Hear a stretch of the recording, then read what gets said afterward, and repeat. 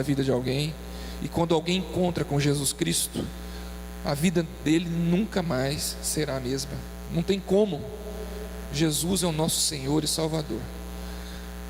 Existia um abismo do pecado entre Deus e o homem, e Deus tentou estabelecer essa ponte de várias formas no Velho Testamento, através de, levantava homens de Deus, né? Levantava Moisés, levantavam Abraão, levantava os profetas, para trazer conserto com o povo, mas sempre o povo recebia o castigo, levantavam-se os homens de Deus para falar, o povo se arrependia, Deus restaurava o povo, e depois o povo caía de novo. E veio assim, até que Deus falou: não, eu vou fazer um plano que vai de uma vez por todas. Não preciso levantar mais profetas, não preciso levantar homens. Essa ponte vai ser eterna, e essa ponte chama Jesus Cristo. E aí Deus deu Jesus Cristo para viver por amor. Daquele que confessa Senhor Jesus Cristo como Senhor e Salvador da sua vida, esse tem Jesus e a vida. Então, nesse sentido, eu tenho certeza que Jesus Cristo está aqui no nosso meio. Você tem que sentir a presença de Jesus Cristo aqui, o que Ele faz e fez por nós todos os dias. Se você não está sentindo isso mais, alguma coisa precisa ser feita. Eu queria, antes de falar a palavra da ceia do Senhor, promover aqui entre nós um momento de testemunhos. O que Deus, o que Jesus Cristo fez por você? Pode ter sido tempos atrás, pode ter sido um mês atrás, pode ter sido ontem, pode ter sido a semana passada. Mas eu acho que é muito importante quando a gente testemunha o que Deus faz.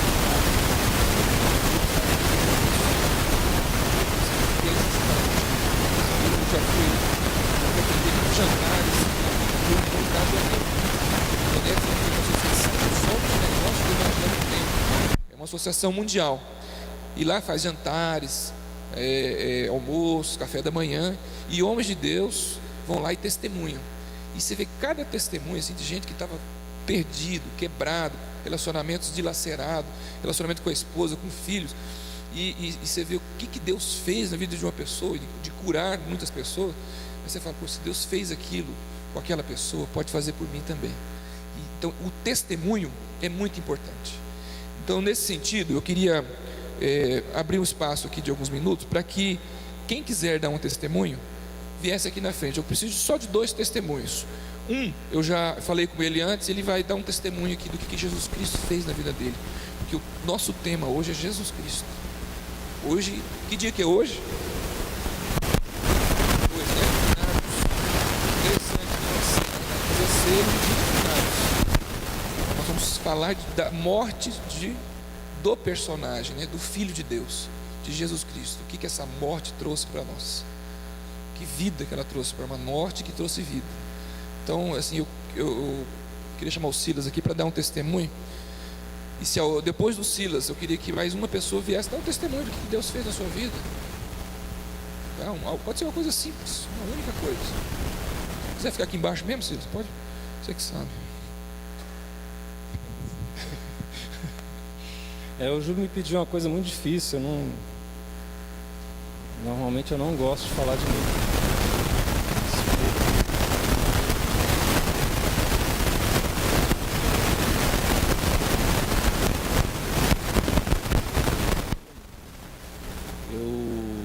Nasci e cresci numa família evangélica, da igreja presbiteriana. Meu pai chegou durante um tempo da vida dele a ser pastor presbiteriano, lá em Brasília. E então eu conheci a Bíblia, conheci o Evangelho muito cedo. E eu já li a Bíblia quando tinha 8, 10 anos de idade. Eu já comecei a ler a Bíblia, e com 15, 16 anos eu já tinha lido a Bíblia pelo menos uma vez. Sempre li a Bíblia, sempre estive no meio da igreja. Mas pessoalmente, eu sentia falta da Bíblia. Eu olhava para a minha própria vida e eu nunca estava satisfeito. Eu sempre entendi que tinha algo mais e eu buscava exemplos de pessoas e eu achava que eu não tinha determinadas qualidades que eu deveria ter. E no fim das contas eu me tornei uma pessoa com 18, 19 anos, uma pessoa brigada com Deus, porque eu achava que Deus tinha feito de mim alguma coisa errada, alguma coisa estava faltando, as qualidades que eu via que uma pessoa deveria ter, que eu almejava, que eu via nas pessoas que eu gostava, eu não tinha. E eu tinha dificuldade de relacionamento social. Eu sou uma pessoa que, se eu sempre puser no meio de um grupo de pessoas, muitas vezes eu desapareço. Eu não sei me relacionar com grupos, eu sei me relacionar pessoalmente com uma outra pessoa, mas no meio de um grupo eu desapareço, eu sumo, eu não tenho expressão. E eu tinha muita dificuldade com isso, tinha dificuldade na escola. E naquela época a gente ser crente na escola não era como é hoje, a gente era muito perseguido. Então eu tinha colegas na escola, quando eu tinha 12 para 13 anos, que me perseguiam o recreio inteirinho, e era uma humilhação pública, né? E eu não sabia me defender daquilo, então eu simplesmente ficava calado, eu desviava, eu me escondia, eu era muito tímido, então eu tinha uma série de dificuldades. E como eu disse, quando eu cheguei lá para os 18, para 19 anos, eu tinha tanta dificuldade que eu já tinha raiva de Deus, já tinha raiva da igreja, e eu saí da igreja por um tempo. Eu fiquei entre os 19 e os 21 anos de idade, mais ou menos, fora da igreja, não ia em culto nenhum. Foi a época que a gente mudou aqui para Uberlândia, a gente morou em Brasília até os meus 19 anos, a gente morava lá em Brasília. E quando eu tinha 19 anos, a minha família se mudou para cá. E aqui eu não me encaixei em lugar nenhum, em igreja nenhuma, e eu falei com Deus que eu não queria saber do negócio de igreja mais não, eu ia viver minha vida. E uma vida contrariada. Na verdade, eu tive um impulso, quando eu tinha 19 anos de idade, que eu queria me matar.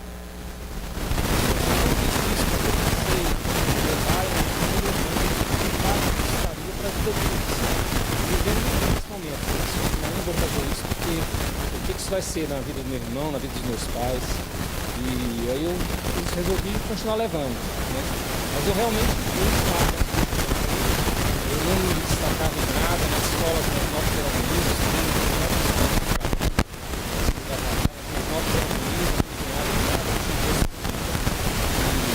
eu sonhava muito alto e não conseguia jamais alcançar. Eu era essa pessoa, eu era mau humor, e discutir qualquer coisa, e na verdade eu nunca tinha razão, eu era insatisfeito por dentro. E levou um bom tempo da minha vida para Deus me curar dessas coisas, levou um bom tempo, não foi um estalar de dedos, não foi como acontece na vida de muita gente, de se encontrar com Deus num momento e ser transformado. A minha transformação ela foi lenta, ela foi gradual, porque Deus teve que ir trabalhando várias coisas da minha vida. Minha autoaceitação, eu voltei para a igreja com 21, 22 anos de idade, porque Deus me convenceu que se fora não tinha chance, no meio do povo de Deus, quem sabe alguma coisa pudesse melhorar, né? De alguma forma Deus me convenceu disso. Foi a época que eu conheci a minha esposa na segunda igreja presbiteriana aqui, comecei a frequentar a igreja de novo. Deus me abençoou muito naquele momento, então eu vi que eu estava no caminho certo, porque algumas coisas que eu não tinha, eu passei a ter. Eu arrumei uma namorada, eu comprei uma moto, eu adorava, eu queria ter um carro, queria ter uma moto, comprei uma moto, né? Na verdade eu comprei um consórcio de moto 60 meses, com 3 parcelas pagas, e no mês seguinte eu fui sorteado, então foi uma bênção de Deus mesmo, foi um milagre. Então foram pequenas coisas que Deus me mostrou que Ele estava me abençoando naquele momento da minha vida. E eu continuei ouvindo de Deus, né? E sozinho por mim mesmo, nada aconteceu, mas Deus foi transformando meu modo de pensar, meu modo de ver a vida. Passamos por muitas dificuldades, né? Algumas lutas muito sérias na área financeira. Eu fui empresário aqui junto com meu pai por um tempo e a gente quebrou e ficamos com muitas dívidas, e eu tive dificuldade para trabalhar depois, porque eu não achava nada que eu pudesse fazer, e Deus me curou aos poucos. Mas eu quero chegar no que eu me tornei hoje. Eu olho para a minha vida e eu sou uma pessoa assim que eu sou extremamente satisfeito. Alguém poderia olhar para mim e achar que eu sou conformado. Eu não sou, eu sou satisfeito. Eu tenho meu coração, ainda tenho aquele mesmo desejo que eu tinha quando eu era jovem, de fazer coisas grandes. E em Deus eu encontrei um modo de isso acontecer. Na verdade, Deus trouxe isso para a minha vida. E eu me lembro muito do Salmo 139, que diz assim, que Deus escreveu todos os nossos dias. Agora há pouco eu mencionei isso, né, na hora do momento. Deus realmente ele fez um roteiro da nossa vida, muito antes da gente existir. E eu creio que é por isso que lá atrás eu tinha esse sentimento, esse desejo de fazer coisas grandes. Eu tinha isso no coração. porque Deus queria me levar, me conduzir para um momento em que dentro do propósito, dentro do propósito, estaria trabalhando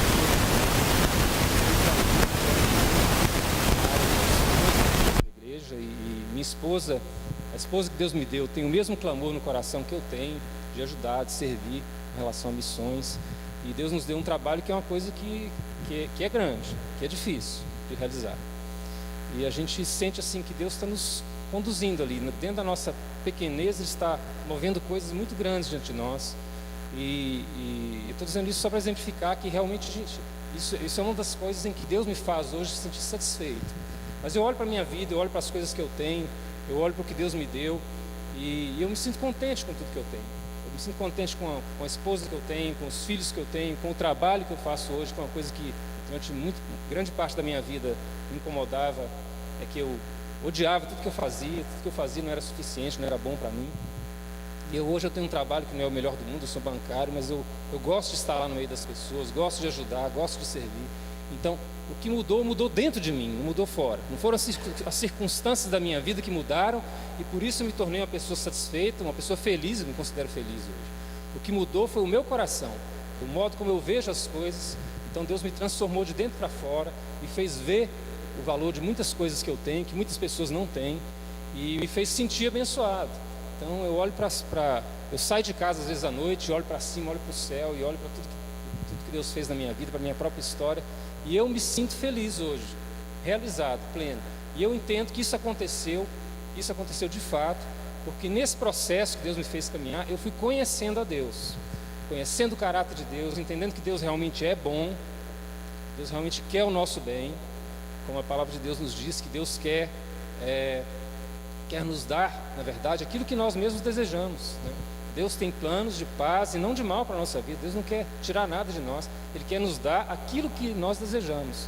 Eu creio, irmãos, que é por isso que Deus colocou no nosso coração muitas coisas, muitos desejos que nós temos, mas nós precisamos encontrar em Deus aquilo que Deus quer fazer com isso, porque na verdade isso faz parte do plano de Deus. Então, se você tem um sonho no seu coração, alguma coisa muito grande que você quer realizar e não está conseguindo, e você sente que você não vai alcançar aquilo, coloque isso diante de Deus, como eu fiz num determinado momento da minha vida, e Deus vai te revelar em que Ele quer usar isso. E muitas vezes isso é um desejo de Deus no seu coração e na sua vida. Foi assim comigo.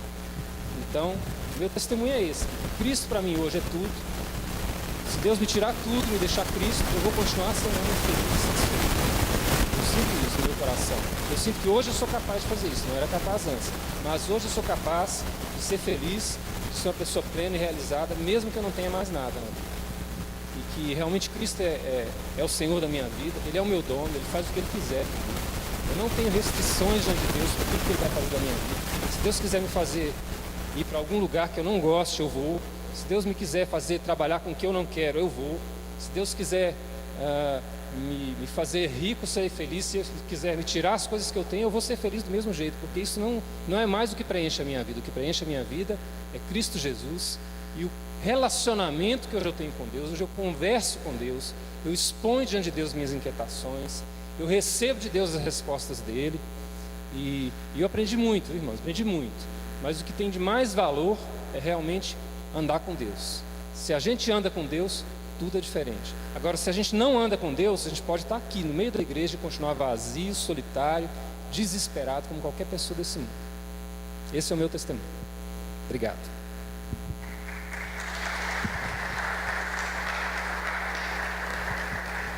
Nossa, bênção de Deus, viu? Eu queria que você refletisse muito nesses testemunhos. Realmente, só através de Jesus Cristo é que um homem pode mudar. Não adianta querer mudar sozinho. Tem que ter Jesus Cristo no meio, né? A palavra de Deus diz que Ele voltará, e a volta dele é iminente. Por tudo que a gente está vendo, Jesus Cristo está às portas, está para voltar a qualquer momento e levar a sua igreja. Será que nós estamos preparados? Será que a gente tem realmente mirado Jesus Cristo e temos tido essa comunhão com Ele como deveríamos? Eu queria que nós vamos, eu queria, assim, eu ia pedir mais um testemunho, mas não vai dar tempo. Então, Marcelo, deixa para o outro culto, o próximo culto, né? Nós vamos já começar a ministrar e eu queria um copo d'água aqui também, se alguém pudesse trazer para mim. Vamos abrir nossa Bíblia.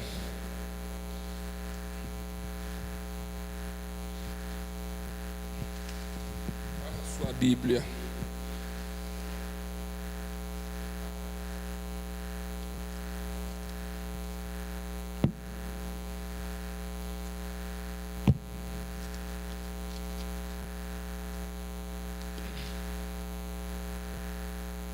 Em 1 Coríntios, capítulo 10, 16.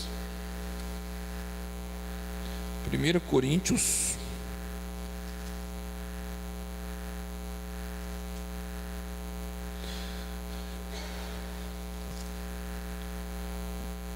vamos ler duas partes em 1 Coríntios, tá? 1 Coríntios, capítulo 10, versículos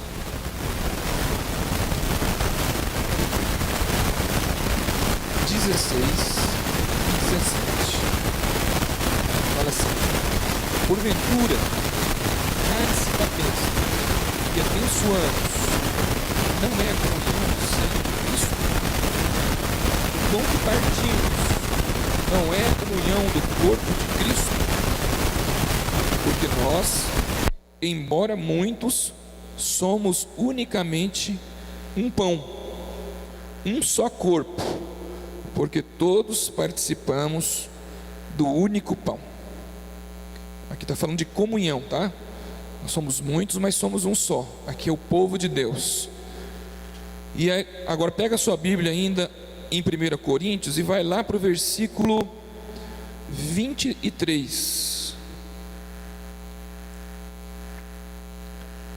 No 10, desculpa, agora passou para o 11.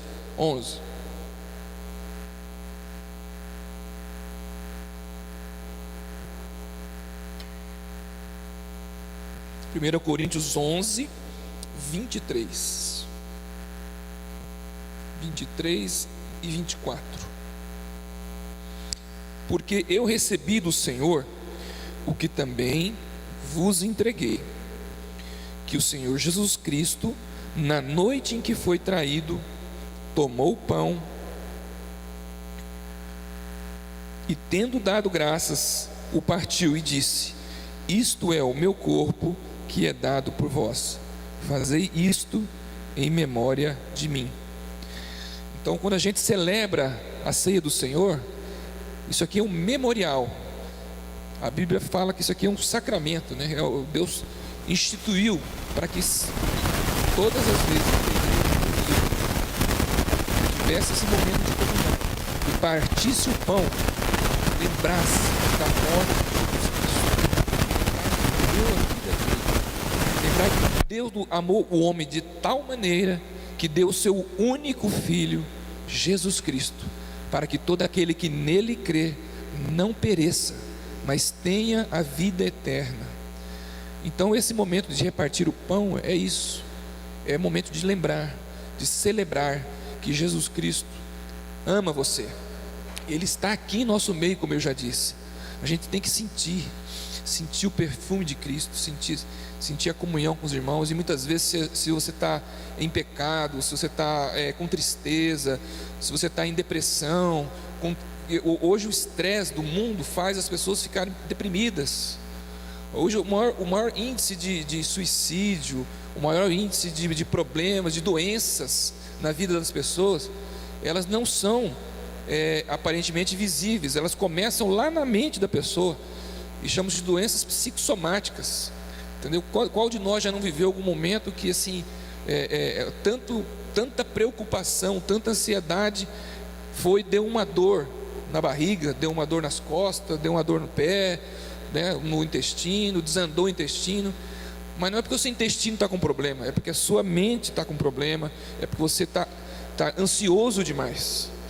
Então a Bíblia fala: não estejais ansiosos por coisa alguma, antes sejam conhecidas as suas petições, os seus pedidos, o seu clamor, sejam conhecidas diante de Deus. Como? Com oração e com súplica. Então não adianta ficar ansioso, porque não vai resolver, só vai piorar. Entrega o teu caminho ao Senhor e Ele tudo fará. Então esse momento que pode distribuir já o pão, pega esse pão, esse é o símbolo do corpo de Cristo. para a gente lembrar da morte de Jesus. Hoje é um dia que se comemora os finados, né? Quem tem parente que já faleceu, vai ao cemitério, vai, lembra, né, do que ele fez, sofre, revive, né? Relembra o passado, tem saudade, tem vontade de estar junto de novo. Só que Jesus Cristo, você não precisa ir lá no cemitério para celebrar, para comemorar, basta estar aqui agora, porque Ele não está num caixão, Ele não está lá mais dentro de um túmulo, né? Jesus Cristo é o único que morreu e que ressuscitou. Ele está vivo, esse Jesus Cristo está vivo. E aí uma vez um menininho, perguntaram para o menino: por que você acha que Jesus está vivo? Aí ele falou: simplesmente porque eu falei com ele hoje. Então, ele está aqui. Você já falou com ele hoje? Eu já falei. Examine o homem, pois, a si mesmo.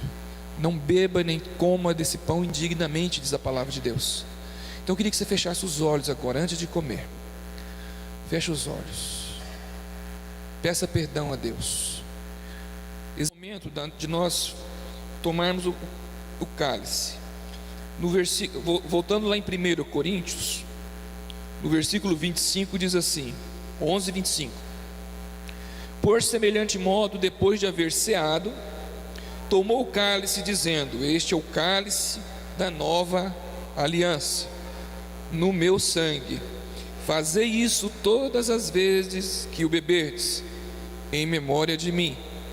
Porque todas as vezes que comerdes este pão e beberdes o cálice, anunciais a morte do Senhor Jesus, até que Ele venha. Por isso aquele que comer o pão ou beber o cálice do Senhor indignamente, será réu do corpo e do seu sangue, e do sangue do Senhor. Examine-se, pois, o homem a si mesmo, e assim coma do pão e beba do cálice. Pois quem come e bebe sem discernir o corpo, come e bebe juízo para si. Eis toda a razão, porque há entre vós muitos fracos e doentes, e não poucos que dormem. Porque se nós julgássemos a nós mesmos, não seríamos julgados. Mas quando julgamos, somos disciplinados pelo Senhor, para não sermos condenados com o mundo. Aleluia. Examine-se o homem, pois, a si mesmo.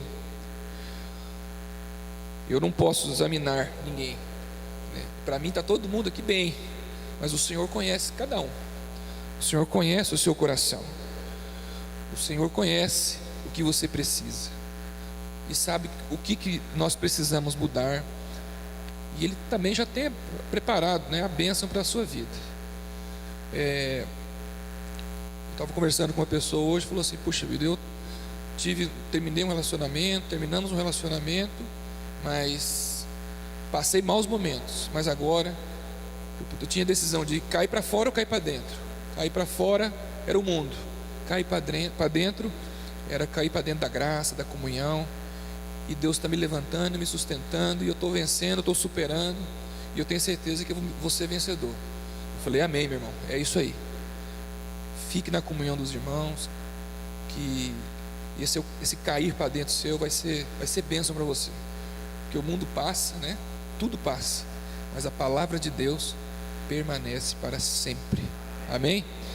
Levanta o cálice, oremos. Pai, em nome de Jesus, obrigado, Pai, porque um dia o Senhor Deus fez um plano de salvação, e isso incluía verter o sangue na cruz.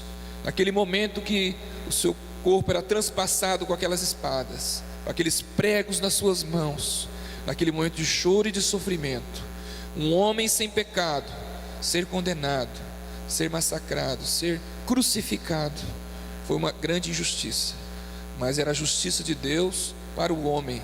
Era o momento da redenção do homem. E nesse momento que o seu sangue, Jesus, era vertido naquela cruz, e ele era derramado e escorrendo naquele madeiro, esse sangue inocente, puro, era o momento que nosso pecado era remido e nós éramos salvos.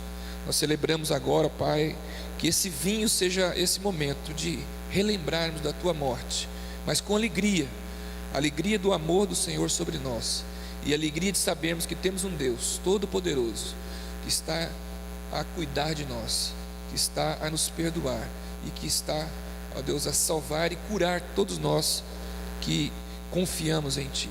Pai, em nome de Jesus te agradecemos. Amém. Pode beber. Romanos 8:38.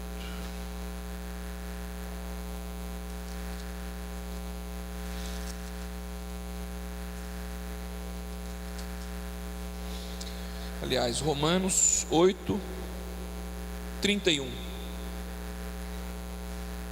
Irmãos, o texto aqui diz assim: as provas e as certezas do amor de Deus. Que diremos, pois, à vista dessas coisas? Se Deus é por nós, quem será contra nós? Aquele que não poupou o seu próprio filho, antes por todo nós o entregou, porventura não nos dará graciosamente com ele todas as coisas? Quem tentará acusação contra os eleitos de Deus? É Deus quem os justifica. Quem os condenará? É Cristo que morreu, ou antes, que ressuscitou, o qual está à direita de Deus e também intercede por nós. Quem nos separará do amor de Cristo? Será a tribulação, ou a angústia, ou a perseguição, ou a fome, ou a nudez, ou o perigo, ou a espada? Como está escrito: por amor de ti somos entregues à morte o dia todo, fomos considerados como ovelhas para o matador. E 37, em todas estas coisas, porém, somos mais que vencedores, por meio daquele que nos amou. Porque eu estou bem certo que nem a morte, nem a vida, nem os anjos, nem os principados, nem as coisas do presente, nem do porvir, nem os poderes, nem a altura e nem a profundidade, nem qualquer outra criatura poderá separar-nos do amor de Deus, que está em Cristo Jesus, o nosso Senhor. Amém. Amém. Fique em pé, vamos fazer uma oração agora. Deem as mãos.